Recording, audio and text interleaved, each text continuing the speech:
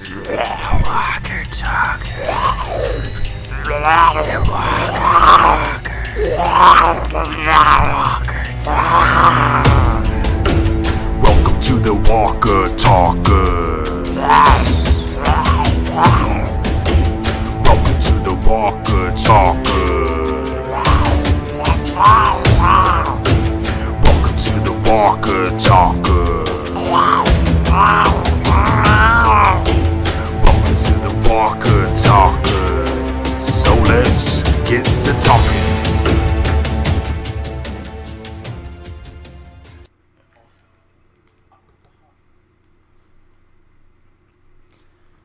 Welcome to the Walker Talkers indeed.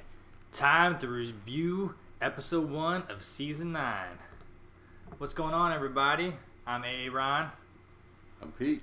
And welcome back to the Walker Talkers, guys. And with our new and improved season, we had our pre-show last week with our new and improved season of the Walker Talkers, talking about perhaps our last season here. We're going to go ahead and switch into our normal routine that will lead us into the coming weeks here on the Walker Talkers, starting with our opening clip. Ready, Pete? Yes, indeed. Can't wait!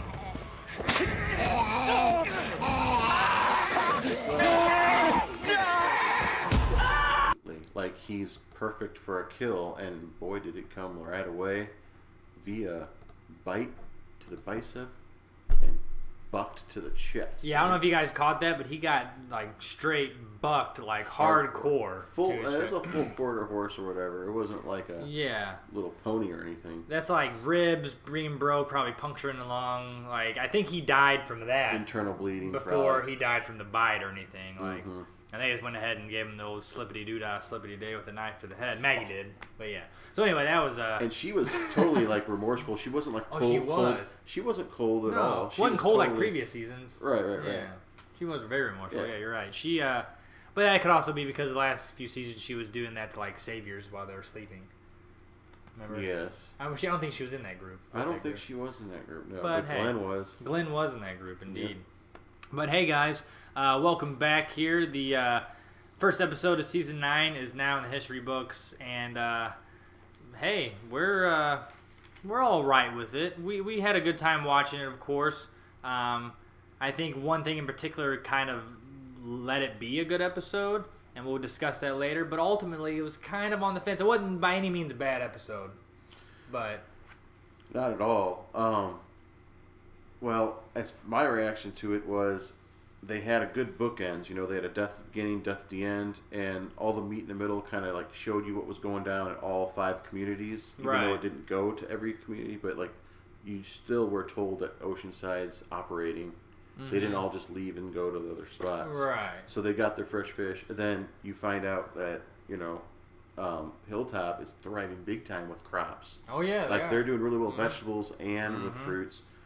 And then you have the sanctuary, and you find out they're in dire straits. Right. I mean, their factory. But nothing's probably growing there. They're out of gas and fuel. They're out of the corn oil stuff. They don't have anything growing, so they're dependent on all the other communities. Right. And then Alexandria is kind of like a hosh posh of Kingdom and Hilltop together in their community. But it was a good update. It was a good update. Intro. It was kind of cool. All like this is the where characters all one shot, kind of right away. Right. Yeah, I do. It gave us a sense that they were thriving. And we did find out it was a year and a half. Okay. That's not too far of a I guess time Carl scale. died or whatever. It's not too far of a time scale. All right. Well, Pete, would you like to roll us out with a brief synopsis? Sure, I can do that. Well, after a year and a half, like I said, the leaders and the original group, really, at least the living ones for the most part, ride horseback into Washington, D.C. Smithsonian, the mall it's called, where all the museums are lined up, leading from the Lincoln Memorial past the Washington Monument, all the way to the Capitol building, which we see in this episode, which is pretty epic. We'll get to that in a bit. But this episode shows each of the 5 living communities have grown and started. Some of them were struggling, like I had mentioned. But the bridge that was destroyed by some sort of storm is like the biggest problem because it's like separating the access Right. to go from one place to the next. And well, people like Maggie, they just don't care at this point in time. Yeah. Maggie with a healthy baby, Herschel, we find out, he's there. It's a year and a half later, and there he is. It looks like he's about a year and a half old. Rest in peace, Scott Wilson. Oh, yes. And hey, how great is he's still living on somehow, some Yeah, way. right? You know, there's a Herschel named after his character. Anyway, she's declared it her way is the new way to Rick, and caps off that statement with a hanging, and that would be Gregory at the end. And that's the other death that we didn't mention. That's That's what pretty much made it a good episode in our So eyes. the leadership and other roles are kind of changed a bit, leading to the next United event, which is rebuilding the bridge. So the next episode's bridge time. First episode was, going into DC. Yeah. So I like that, man. It was cool seeing DC, and they kind of did it sneakily. They didn't show too much. yeah. They had a shot or two. Like, here's one of, it showed, like, the Capitol building and I get the monument, but, like, literally like a shadow of it over, Yeah, like, you see over the wall on the side of the monument, but it's all, like, moldy and stuff. Because they Right. have to wash it and paint it constantly. I bet, to make it look Yeah. really white. Yeah, so it kind of was almost getting like that, like how they say the pyramid didn't used to look like big blocky. It was like a Smooth, sheer, yeah, like a smooth mirror almost. Mirror almost, exactly. Yeah. So time will tell what will happen to monuments like that, the obelisk of And America. they used, actually, the capital of Georgia, they used the Capitol building as the, I guess, history museum for DC. Okay, yeah. You told me that, yeah, since they're filming in Atlanta, they kind of had to do some different things. But it was cool. They went to the History Museum, particularly to look for certain things. But we can discuss I've always that. wondered why they never went in there, because Alexandria is right across the Potomac from Oh, yeah, there. because you've looked up the maps and stuff of it. Well, my brother's lived there for 6 years, okay, so yeah. I actually know the area pretty well. But hey, there's a lot of things that happened this episode via this, what we kind of told you. But we want to kind of discuss them a little further and maybe let you guys know how we would have done a little differently if we were maybe the showrunner or in charge. So now it's time to hit you guys with the outcomes of episode 1, season 9. That's right. Well, like we said, outcome, Ken dies. That's the boy's name, which we called out would die. Yeah, like literally 5 minutes Yeah. later, he's dead. Gregory gets the kid, Ken, his parents are mourning. He gets them drunk one at a time. Yeah. And it leads to the whole assassination attempt to Maggie. So that was another outcome that we thought maybe Enid might have been dead because she hit her head on a freaking cinder block. Oh, or yeah, I something. forgot even about that. So, Next thing you know, she's just in a wheelchair in the last scene of the show. And she's okay, but she's in a wheelchair. Right, yeah, she got rocked, dude. Like, Oh, yeah. it was a pretty, as far as that outcome goes and how, like, it eventually led, it was basically all foiled from Gregory. And you said that, like, and because I didn't read this far in the comics, but this was almost like another retelling of how Gregory poisoned Maggie. Yeah, correct? exactly. I was definitely, when we watched this live for our reaction here, right here on Twitch, that's another thing I called out. I was saying, like, whoa, my God.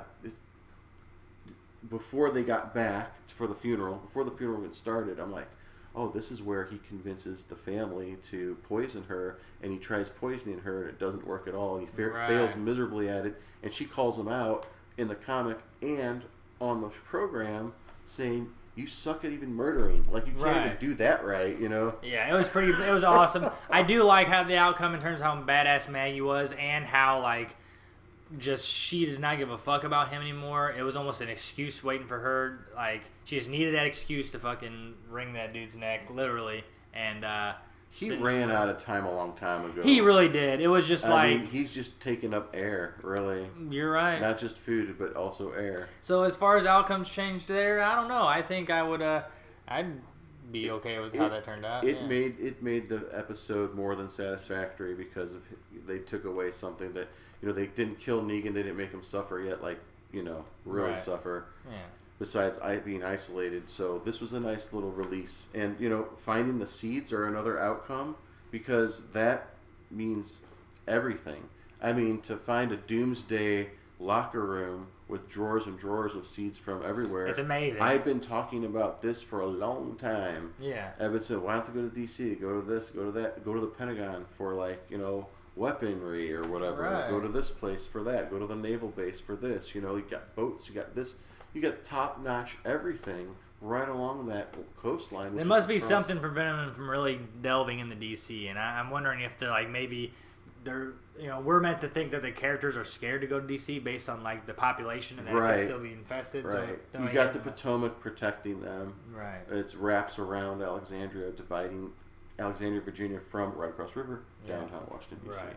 So but the seeds, yeah, I mean that's incredible that they got that. I do enjoy how they retrieved those, as well as the old school like Oregon Trail-esque wagon. Yes. That they ended up adding wagon, more canoe, a backhoe, which ended up getting effed up later in the episode. Yeah. But I think it was around the time when the new character got bitten right off the bat. But it was a cool scene though, being in the history museum and then the glass floor, and the lobby and how it cracked. That how was the cool. It was a cool concept. That was a cool combo of using like a private studio and the actual Capitol building. Right. Which, by the way, they were actually like conducting like, stately business, and they had to share the building. Oh, really? Yeah, Angela Kang was talking about that. Oh, dang. So that's the movie magic there. Yeah, totally. I mean, you have to like time things just right. I mean, everything from sound to picture and all that. Speaking of picture, I don't know if you guys will see this picture in here as they roto around, but while they're in that museum, Sadiq ended up tripping because a walker caught him and falling under a table, and they showed this scene which at first I was like, okay, that's pretty badass. They showed a walker with a bunch of little looked like just little bugs at first crawling all out of his holes, face holes and whatnot. Oh god! And I was like, oh man, it's creepy. Up by a spider. And then a big ass spider came out of his mouth, and it was totally CGI and like way too big. I feel like, but it was like, oh, that was a bunch of baby spiders. And I remember saying, hey, we're watching Arachnophobia, the movie. I know it was John a little from 1995. I liked the concept at first, but then it kind of like fell flat when I was like, oh, okay, that was like thrown in for. I don't, it was just kind of a little extra. I mean, hey, it's October. They shouldn't have spent their budget on it, basically. Well, I have a there it is, question right for you. there. I think. Yeah, there it is. Hey, I have a question for you. What do you think of Carol? This is another outcome of becoming the interim boss, basically, of the sanctuary because I think Daryl's outski. I think they need somebody to walk in there and whip them mother effers to shape, man. You think though she doesn't have really any good right hand man? Who Eugene? Like who else is there from the original group? She just has Eugene there. I don't think she really needs a main support. She has a lot of tough women there. Yeah, because and the two savior tough women are still there. Yeah. Now Eugene might stand up to Rosita now, as far as women goes, but he's not. Carol starts bossing his ass around. He's listening. Yes. I Carol. think. Yes, I think she's too much of a badass. She's even more badass and assertive, I think, than Daryl. Daryl just probably looks at him like grunts and meh. Yeah. Or Carol probably walk up there and like tells them how they're being stupid, tells them to do this. Yet, granted, there'll probably be some tough guys who try to keep Carol from bossing them around because they're probably going to think woman in charge. I think Carol's going to end up surprising those dudes. That's true. So I think it's a good thing. I do like that outcome. Yeah, and it's only for the meantime, but bad things happen when people are separated. And Daryl's going back to Alexandria. What is that going to do? Put him closer to Negan.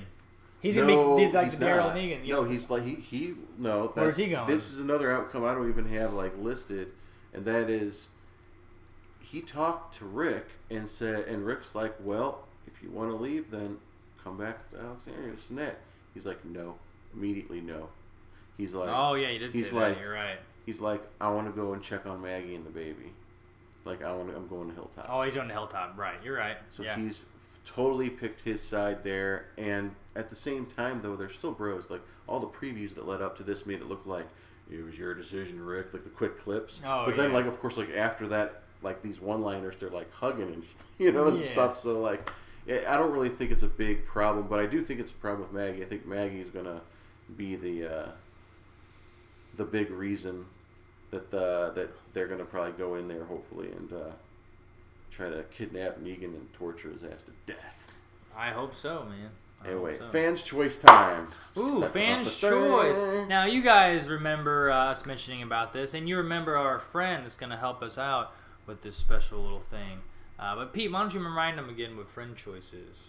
Well, fans' choice for fans tonight choice, I apologize. Is basically we're talking about hand-to-hand walker combat and weaponry at that. So if you're not in a vehicle at all, you're on the ground on your it's guerrilla fighting, guerrilla warfare, hand-to-hand combat. You need to defend yourself against small herds, or huge herds, but small herds at least. What would you pick? And, we've spoken to friends and fans and each other, and we've read online. We've also seen the How to Survive a Survival booklet guide. The guy who wrote the World War Z books. He's got a How to Survive a Zombie Apocalypse survival guide book. Yeah, it's nice. Without further ado, let me tell you. Jerry's axe, a double-sided axe, heavy but complete, and one blow, medium blow of that, and that'll take the walker out completely, no matter how soft and squishy or hard their melon is. Another one is, let's see here, what do we have? Oh, good old hatchet. We've seen plenty of them in The Walking Dead. They're very effective. You can throw them as well. You can take them out easier than a knife. Once the knife goes through the skull, it's harder to pull out sometimes, but a hatchet comes right out because you basically split the skull instead of just slice into it. So it's like basically a small, portable, more versatile version of the battle axe. I can see how Rick bounced from hatchet to the next item, which is a machete, the red-handed machete, right? Yeah. So those are, I think the machete's got a little bit of more an advantage because of the reach, Yeah. Trying to take care of them before they get too close and grab onto you. Right. And then, of course, good old katana sword. You can't go wrong with that. I mean, that's you really everyone's can't. favorite thing. Yeah, I think that actually probably is the best melee weapon altogether. But there's something that sparked my interest, I think. Well, that would be these new Daryl knives. And Norman Reedus spoke about them on The Talking Dead. And basically, it's almost like small daggers, but then the knife blade comes down the forearms, and he's got a couple of them. So he's going through crowds of walkers. He's taking them out, whether he's jabbing this way, coming back that way, or just coming up with his elbows, this way and that way. It's pretty badass. So, what do you guys think? Sound off in the comments below. What would your melee weapon of choice be? A battle axe, a hatchet, a machete, a katana, or Daryl's new arm blades? Now, you can totally say Daryl's crossbow if you really love it, but you got to think there's one disadvantage: you run out of bows, right? But of course, Daryl, he manufactures them and finds them and recovers most of them. Yeah, that's the great thing about a crossbow, is the fact. So that's a good honorable mention. Modern mace we saw in episode 1. Gotta mention that. Rick had it in his horse saddle. He had a little saddle holster there. And that's pretty dope. Yeah, that was a cool mace. He was like playing polo on Washington Street. He's like taking them apart. Yeah, so that was great. Oh man, I'm gonna miss Rick, man. I know. We have plenty for Rick here. So what do you guys think? Yeah. Let us know in the comments below. And I think we have our decision, but we need somebody to help present that to us. So give us a minute while we get him over here to the couch. Hey, Jackson. Oh my goodness. Wake your ass up. Hey, get them bones up. Get out the bone zone, Jackson. Let's go.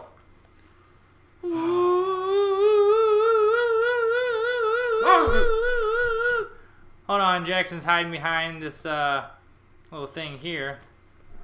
Hey, what up, Jackson? What up, baby? Everybody give him a round of applause here. Well, I think Jackson's got his note in his rib cage there, Pete, if you could help him out. Oh, sure.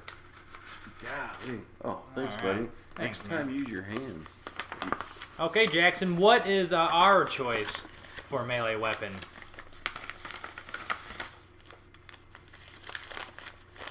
People have spoken of PanNerdia Productions, and they say... It's very bright. Daryl Dixon's new knives. Yes, new Daryl knives. With the smiley face double exclamation point. The tongue hanging out. Yeah, man, I mean... Like I said, the katana is a great and probably the #1 weapon, but you cannot beat Daryl's new knives, specifically made for cutting through hordes like butter. I mean, they're great, they're nice, and not to mention, Daryl's been working on other weapons, like his sweet-ass motorcycle spears that he's got. Yeah, he's got little holsters in the motorcycle and all that. Yeah. Well, there's one weapon I'd like to mention before we end this segment, and that is... Chandler Riggs was asked a while back what he would pick You know, someone that's been on the show, been part of production, seen it all, been around the special effects, all the gags and everything, and he said a flamethrower with a bayonet on the end of it. Huh. Okay. I'd say that'd be good. Until you run out of fuel. Yeah, in right. your little backpack for your flamethrower. That sounds like something a little kid would say. Yeah. It really does. I mean, it's just not thinking, but it would be fun. It'd be fun for like, it would be good for like a major, like, this is going to be a one-time thing. Let me go shish kebab like 3 on my bayonet and then fucking start blasting them while I'm running. So they're like basically a flaming shish kebab of walkers, and I just keep running with them, and I crash them into a bunch of other walkers that one of my other buddies spilled a bunch of gasoline on, and then I closed the door and they all... Nice. Something like that. It would be like an epic, like, desperate, like, use a flamethrower with a bayonet. It wouldn't be like an everyday, like, let me just, But yeah, okay. Well, shall we talk about some characters? I mean, I know there was a plethora in the show because it started off with people from all 5 communities working together to go to DC for these few items and the seeds. Yeah.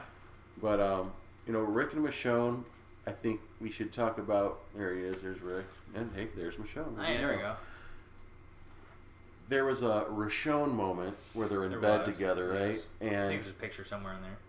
there was also another moment earlier on of Michonne looking at, you know, a civil liberty fucking poster thing. Oh, yeah. And she was really taking it in. And that reminded me of her character in the comic where we find out a little bit later than this little time frame right here that she used to be a lawyer. And she was, you know, very proud of what she did and all that. So she brought up to Rick in bed after a lot of little mash action. Yeah, some slamming. Some Rick Michonne smash action. Smashing. That there should be a charter drawn up. He's like, you mean like a constitution? She's like, no, not that. Just we need something that says, you know, this is how we conduct ourselves. Right. And we think you should too in this manner. And then this is how we do not ever... If we do, there's repercussions. We just need to know, you know, everyone needs to know how to not push too far.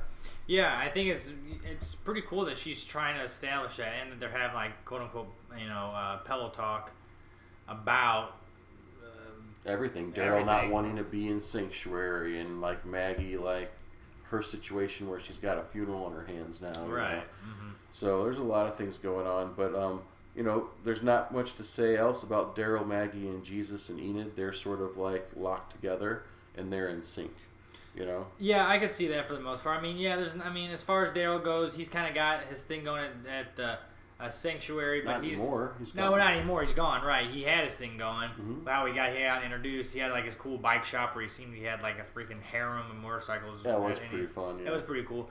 So, I mean, they're kind of building him up just to be that I have to rugged admit, dude. when I saw that scene, I'm like, hey, what happened? I thought, did you record the wrong AMC program? Right. I thought it was like Riding with Norman Reedus. Yeah, right. It almost was like a product placement for that, or a little plug for that show. But otherwise, yeah, I mean, Maggie is her thing, and she's got Herschel now, which is awesome. Yeah. But I will admit, that was how she just has them. eyebrow raising, to say the least. Pete points it out too that she did not show at all. Granted, they're in the zombie apocalypse, so there's like malnutrition, but they're starting to eat. I'll let it pass because well, Maggie. Right, we'll let it pass, but still, just interesting the way they did that. There not much else to talk about Ezekiel, Jerry, and Henry, except for I think Ezekiel tried to, via horseback leaving DC, tried to propose to Carol, and classic Carol response, and that's what he loves about her so much. Ezekiel, he knew she would probably be like, But it seems like the way they did it, like he's asked her several times over maybe even the last month. Oh, maybe, because it's been a year and a half they were together in the kingdom. Yeah, so like over that year and a half, he's probably asked her a few times. Probably. And she's probably like, she goes, "What did I tell you? The thing it'll get snagged on things, and I told you not to ever do that." And she goes, "And I told you not to do it after something like this just happened." Like that. I think it was after the awesome. I asked that Ken kid. Yeah. The freaking and we're riding on horseback, not on horseback. Jabroni. He basically he was the episode's jabroni. He was, dude, yes. totally. He was, yeah. I mean, Aaron and Oceanside Girl. Aaron wasn't really in it so much, but the Oceanside Girl, the Polynesian girl, I forget that character's name, but I think there'll be more substance there next week when we watch episode 2. Yeah, I think we'll get hopefully more of the Oceanside, and especially with that Oceanside Polynesian. How chick. about we do a little appreciations, because there's really nothing to talk about with Negan, because we just know he's locked away in isolation. Yeah, in the basement. we'll mention something about Negan here after we get to our preview. So yeah, let's talk about what we appreciated this episode.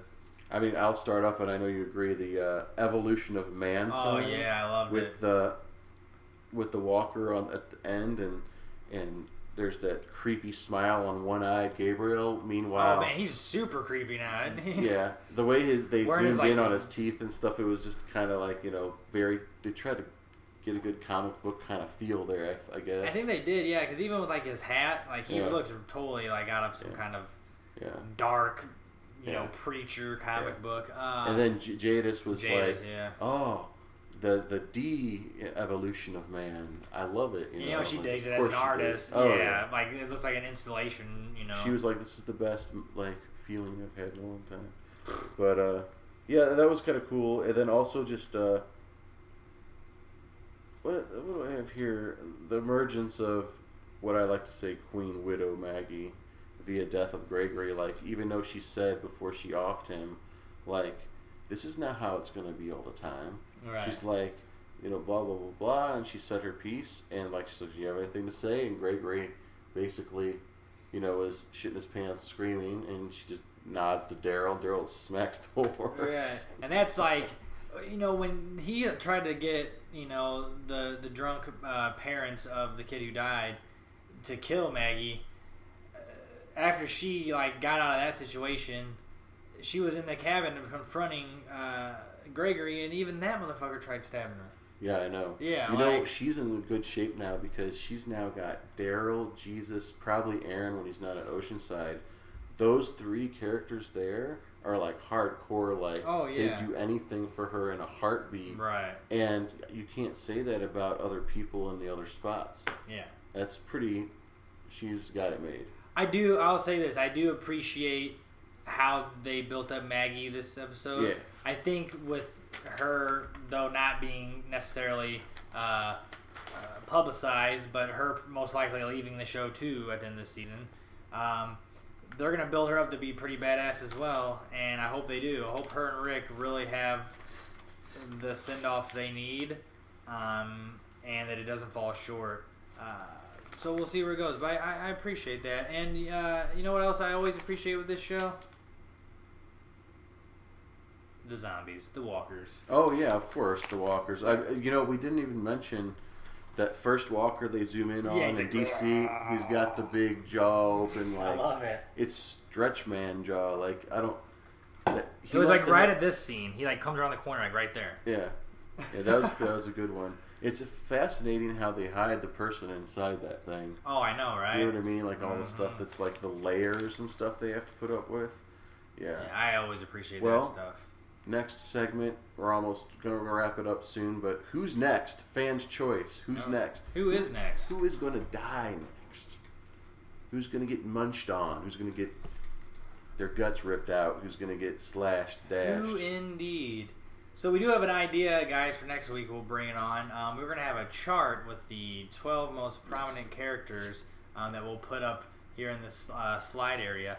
Yeah. And it's like I said, it's going to be our top 12 characters, and we're going to essentially X them off if they end up dying. Yeah. Or we'll kind of point to who we think is going to live and who we think is going to die. We'll put X's on the people that are dead, so when you see it, you're not going to see Gregory or that Ken kid because, well, yeah, they're gone and they're really they're not going to get put on the list to be gone. Yeah. So, Right. but all in all, who do you guys think is going to perish in episode 2 of season 9? Now, we don't want your full predictions of like as the season goes on. Yeah, we know Rick's gonna kick it soon, but he's not kicking it second episode. So, second episode of season 9, who's kicking it? Pete, who do you think? It's kind of a hard choice. I really don't think anyone is, but if anyone has to go, I have a hunch that when you separate people like that are in love, like Ezekiel and Carol. Mm-hmm. You know, so bad things happen on The Walking Dead. So I would have to say my bold pick would be Ezekiel. But I would have to say right off the bat, it would probably be someone that's not so significant, like a smaller character, like an Enid or not a Rosita, because Rosita, I still think she's the one that's in the mud with Daryl. I think it's Rosita and Eugene. I don't think Daryl's at all. Oh, okay. I thought it was Daryl. No. Maybe it's all three, but we're gonna find that out too. Yeah, we'll find that out soon. But I don't know. Who do you think's gonna go? I don't think any of the main cast is gonna go. I think if anything, and you guys will see this here in the preview here soon. Yeah. I think there's this guy in the preview that has long hair. He's probably an old savior working on the bridge, causing problems and trouble on the bridge. If anybody, in the bridge work. If anybody's dying, it's that motherfucker. I think it might be multiple. Think of like people get thrown in the rapids that were still pretty rough because of the storm. I don't know if it's going to be calm when they're working on the bridge underneath. There's still rapids flowing, but like you see all those walker bodies going through. Like imagine getting thrown in that. Like that'd be the worst. A shredder. So yeah, sound off in the comments below, guys. Who do you think is getting off next week in episode 2 of season 9 of The Walking Dead? And before we have our final blast, do we want to watch the preview or talk about the preview that they showed let's go ahead and show you guys a preview. That way you guys know who I'm talking about in terms of that long-haired dude causing shit. Yep. So let me get that set up for you guys real quick. All on the same side. Are we though? Well, you tell me. We need to start talking about making some rules. A horde's coming! The sanctuary group's scared. We'll make sure they're protected. They work for you and you protect them. What does that sound like to you? You're not saving the world. You're just getting it ready for me. Well, you know why I would Stream want to see Negan? Is because of what happened at the bridge. Rick's going to be like, fuck, what do I do? Oh, yeah. Because, like, Maggie's not going to agree with me. Like, the Saviors are out of control. Like, we don't have the supplies to give them to survive this or whatever. So, what does he do? He goes for some advice. And he goes to the basement, talks to Negan. So, I'm sure we'll see a good 5 to 8 minute scene of Rick and Negan across the bars from each other. Oh, yeah. I'd say that. And Negan's been stewing for 1.5 years in there, probably going a little nutso. I'm sure Rick has probably seen or came to talk to him here or there. Yeah. Maybe not asking for advice per se. Yeah. But probably being like, if anything, like peeking down there and being like, dumbass, and like closing the door. All right. Well, there was one other thing besides that scene that I can speak of real quick, and that is they had an extra sneak peek on Talking Dead, and that was basically in order to do the work on the bridge, they had to make sure walker hordes would stay away, so they had this like horn system and tower system. And what's her name? The girl that's the gay chick that was in love with the pharmacist. I completely forgot her name. I know, Sean, because she's like so insignificant. Yeah, and she's kind of annoying, But anyhow, so Tara. Tara. What's wrong with us? Anyway, we're getting a little rusty, people. We'll get in the swing of things as we continue the program. Tara doesn't matter.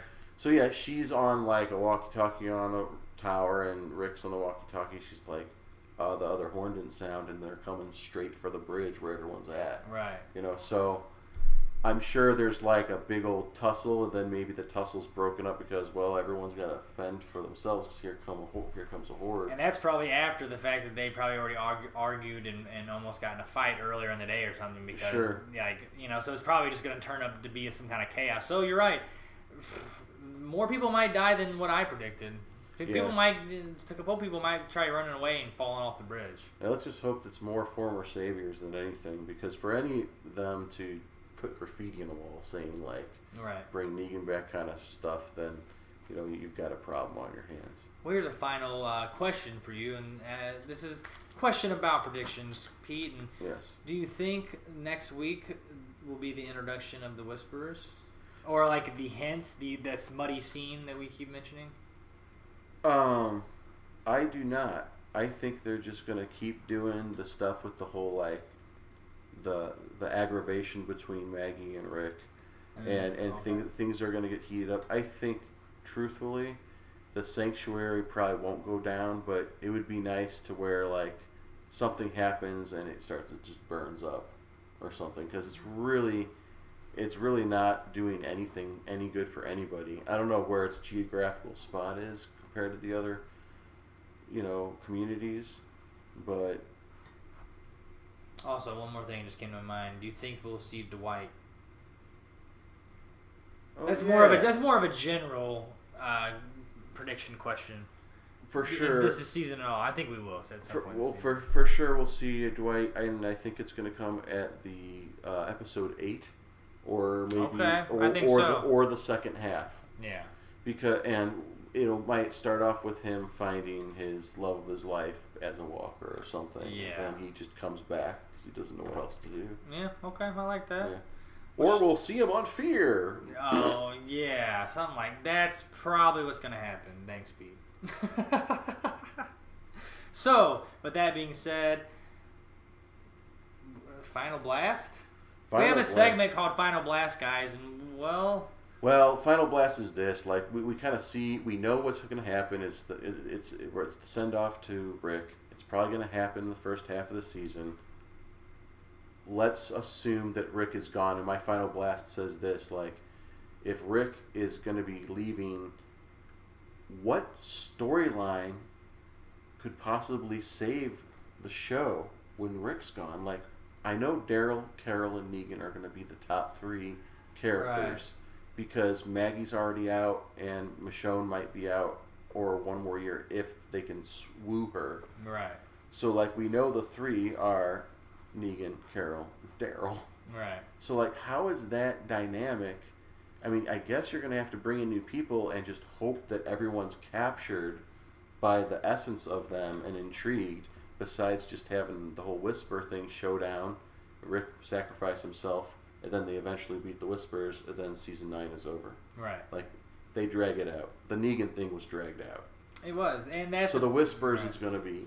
It's going to be dragged out Yes. Immensely, and my Final Blast goes along with Pete's. As Rick leaves the cast, this big gaping gash that he will leave, what are they going to do not only to fill his shoes, but to keep this show exciting? Because honestly, you've taken Superman out of the Justice League, all right? Oh, yes. You're taking Goku out of Dragon Ball Z. What do you have left? You have everything that was orbiting around that character. And now, yes, you built the world of The Walking Dead. Fear the Walking Dead went on without Rick, but honestly, it wasn't the same. I have to tell you, I did love the first season, maybe even the second half of the third, just because they brought all the different possibilities of other things happening around, Mm-hmm. But other than that, no. It's like it did the same thing. They took their main character and they took the main 2 characters, Nick and his mom, and they're gone. Right. And I understand Nick because the actor wanted out, but there's no way that that any of the other main characters wanted what's her name to die. Gosh darn it. Who are you talking about now? On Fear. Oh, yeah, what's her face? Yeah, Kim Dickens. Walking Dead just needs more of this, people. It needs more of this. Let's see here.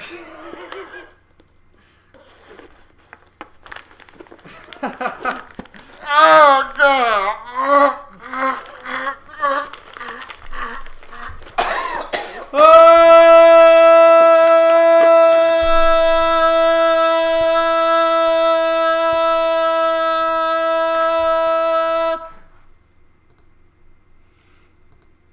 See you guys next time on the Walker Talkers. Can we